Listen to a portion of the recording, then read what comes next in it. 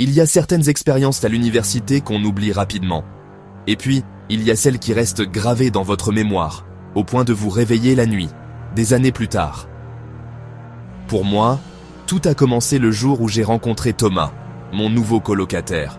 C'était ma 2e année.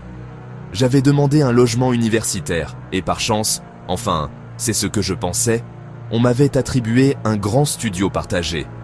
Quand Thomas est arrivé, le premier truc qui m'a marqué, c'est qu'il portait un manteau long, même en plein mois d'août. Il est entré, m'a fixé une seconde de trop et a juste dit « Salut, je m'appelle Thomas ». Pas de sourire, pas de poignée de main. Et puis, il a posé sa valise, sans jamais l'ouvrir ce soir-là.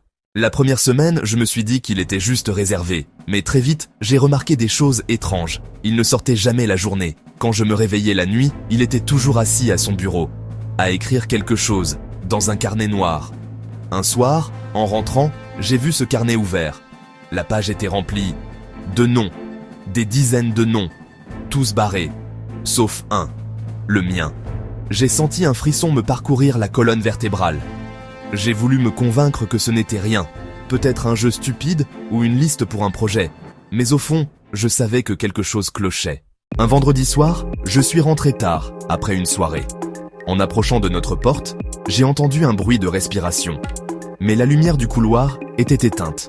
Quand je me suis avancé, j'ai vu une silhouette accroupie devant notre porte. Elle a tourné la tête vers moi et j'ai reconnu Thomas.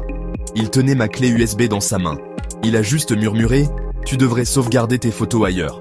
Puis il est entré sans rien dire de plus. Cette nuit-là, je n'ai pas dormi. Vers 3h du matin, un bruit métallique m'a réveillé. J'ai ouvert les yeux. Et j'ai vu Thomas debout, au milieu de la chambre. Il tenait une paire de ciseaux dans la main. Il ne bougeait pas. Ses yeux semblaient fixés sur moi, mais il ne disait rien. Le temps paraissait figé. Après ce qui m'a semblé être une éternité, il s'est lentement dirigé vers son lit, a posé les ciseaux sur sa table de chevet et s'est recouché comme si de rien n'était. Le lendemain matin, je suis allé voir le responsable du dortoir. Je lui ai expliqué tout ce qui s'était passé. Il n'a pas semblé surpris. Sans me donner plus de détails, il m'a attribué une nouvelle chambre dès l'après-midi. Je n'ai plus jamais partagé un logement avec Thomas.